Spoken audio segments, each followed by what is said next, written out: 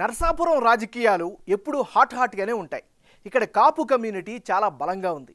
మొత్తం 28% ఈ సామాజిక వర్గ జనాభానే ఉంది. 2014లో ఇక్కడ టీడీపీ గెలవడానికి కారణం జనసేనతో పొత్తు ఉండడమే.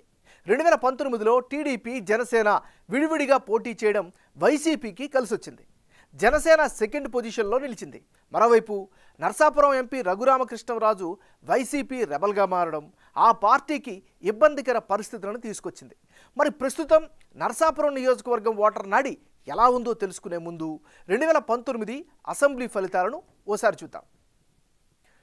2019 అసెంబ్లీ ఎన్నికల్లో నర్సాపురం సెగ్మెంట్లో వైసీపీ అభ్యర్థి ముదునేరి ప్రసాదరాజు 41% ఓట్లు సాధించి విజయం సాధించారు. జనసేన నుంచి పోటీ చేసిన బొమ్మిడి నాయకర్ 36% ఓట్లు రాబట్టారు.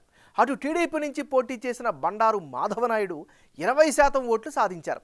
గత ఎన్నికల్లో టీడీపీ జనసేన వేర్వేరుగా పోటీ చేయడం ముఖ్యంగా ఈ నియోజకవర్గంలో వైసీపీకి కలిసొచ్చింది. దీనికి తోడు జగన్ వేవ్ కూడా ఉండడం మరింత ప్లస్ అయింది. మరి ఈసారి టీడీపీ జనసేన పొత్తు ఉండడంతో ఈ ఎన్నికల్లో నర్సాపురం సెగ్మెంట్లో రాజకీయం ఎలా ఉండబోతోందో big TV exclusive detailed election సర్వేలో వెల్లడైనటువంటి అభిప్రాయాలను ఇప్పుడు పరిశీలిద్దాం. వైఎస్ఆర్ కాంగ్రెస్ పార్టీకి చెందినటువంటి నాయకుడు ముదునూరి ప్రసాదరాజు. మరి ముదునూరి ప్రసాదరాజుకి రానున్న ఎన్నికల్లో అనుకూలమైనటువంటి అంశాలేమిటి? ప్రసాదరాజుకు సెగ్మెంట్లో క్లీన్ ఇమేజ్ అయితే స్పష్టంగా కనిపిస్తోంది. మరోవైపు ప్రసాదరాజు నాయకత్వంపై కేడర్లో సంతృప్తి వ్యక్తం చేస్తున్నారు. ఇదొక అదనపు ఆకర్షణ. ఇక జనంలో తిరుగుతూ కష్టపడుతున్న అభిప్రాయం అయితే ప్రసాదరాజు పట్ల వినిపిస్తోంది. అభివృద్ధి చేసినటువంటి పనులు కావచ్చు, లేకపోతే ప్రారంభోత్సవాలతో ఎప్పుడు కూడా ప్రజల్లో బిజీగా ఉండడం ఖచ్చితంగా ఆయనకి అడ్వాంటేజ్ అయ్యే అవకాశం ఉంది.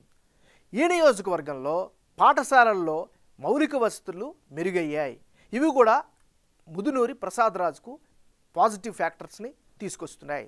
మరి ఈయనకి సంబంధించినటువంటి మైనస్ పాయింట్స్ ఏంటి పరిశీలిస్తే, అర్హులకు టిడ్కో ఇల్లు ఇవ్వలేదు అనేటటువంటి ఆరోపణ బలంగా వినిపిస్తోంది. ఇక జగనన్న కాలనీ స్కీమ్లో ఎవరికీ ఇల్లు దక్కకపోవడం కూడా అదొక మైనస్గా చెప్పుకోవచ్చు. నర్సాపురం మొగల్తూరులో డ్రైనేజ్ సమస్యలు కొట్టొచ్చినట్లుగా కనిపిస్తున్నాయి. నర్సాపురంలో డంప్ యార్డ్ లేక నానా ఇబ్బందులు పడుతున్నారు. దీని పట్ల స్థానికంగా ప్రజల్లో విపరీతమైన వ్యతిరేకత కనిపిస్తోంది. 2019లో డంప్ యార్డుకి హామీ ఇచ్చినా నెరవేర్చినటువంటి పరిస్థితి.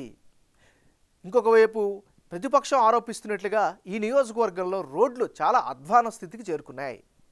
తాగునీటికి కూడా చాలామంది ఇబ్బందులు పడుతున్నారు. ఇక నర్సాపురం సెకినెటిపల్లి బ్రిడ్జి నిర్మాణం పూర్తి కాకపోవడం, నత్తనటకన సాగుతుండడం కూడా మైనస్. ఇది ఈయనకి సంబంధించినటువంటి ప్లస్లు మైనస్లు. జనసేన పార్టీకి చెందినటువంటి నాయకుడు బొమ్మిడి నాయకర్. మరి బొమ్మిడి నాయకర్కి ప్లస్ పాయింట్స్ ఏంటి పరిశీలిస్తే, నర్సాపురంలో కీలక నేతగా మంచి గుర్తింపుని సాధించుకోగలిగారు. మరోవైపు ప్రభుత్వ చర్యలపై ఎప్పటికప్పుడు నిరసన గలం వినిపిస్తున్నారు, ప్రజా గొంతుగ్గా మారుతున్నారు. నర్సాపురం అభివృద్ధి కోసం ప్రతిపక్ష నేతగా పోరుబాట పడుతున్నారు. ఎక్కడ అవకాశం ఉంటే అక్కడ ప్రశ్నిస్తున్నారు. ఇవన్నీ కూడా ఈయనకి అన్ని సామాజిక వర్గాలతో సంబంధాలను కూడా చాలా చక్కగా కొనసాగిస్తున్నారు. మరీ ముఖ్యంగా 2019 ఎన్నికల్లో ఫస్ట్ అటెంప్ట్లోనే 36% ఓట్లు సాధించారు నాయకర్. ఇవన్నీ కూడా బొమ్మిడి నాయకర్కు అనుకూల అంశాలుగా చెప్పుకోవచ్చు. మరి ఈయనకి ఈసారి రానున్న ఎన్నికల్లో మైనస్ పాయింట్స్ ఏంటి పరిశీలిస్తే, తెలుగుదేశం జనసేన పొత్తుతో టికెట్ దక్కుతుందా లేదా అనే అనుమానం అయితే వ్యక్తమవుతుంది. ఇది ఈయనకి సంబంధించినటువంటి ప్లస్లు మైనస్లు. తెలుగుదేశం పార్టీకి చెందినటువంటి నాయకుడు బండారు మాధవనాయుడు. మరి బండార మాధవనాయుడికి ఉండేటటువంటి అడ్వాంటేజ్ ఫ్యాక్టర్స్ ఏంటి? టీడీపీ వేవ్ పైనే ప్రధానంగా ఈయన నమ్మకం పెట్టుకున్నాడు, అది కనిపిస్తోంది. గత ఎన్నికల్లో ఓడిపోయారు. ఆ సానుభూతి ఈసారి అడ్వాంటేజ్ అయ్యే అవకాశం కనిపిస్తోంది. ఇది ఈయనకుండే ప్రధానమైనటువంటి ప్లస్ పాయింట్స్. మరి బండారు మాధవనాయుడుకుండే మైనస్ పాయింట్స్ ఏంటి? ఓడిన తర్వాత సెగ్మెంట్లో ఆశించిన స్థాయిలో యాక్టివిటీ లేకపోవడమే ప్రధానమైనటువంటి మైనస్గా చెప్పుకోవచ్చు. ఇది ఈయనకు ఉండేటటువంటి ప్లస్లు మైనస్లు. రానున్న ఎన్నికల్లో నర్సాపురం నియోజకవర్గంలో ఎవరెవరు బరిలో ఉంటే ఫలితాలు ఏ విధంగా వచ్చే అవకాశం ఉందో పరిశీలిద్దాం. ముందుగా ముదునేరి ప్రసాదరాజు వర్సెస్ బొమ్మిడి నాయకర్.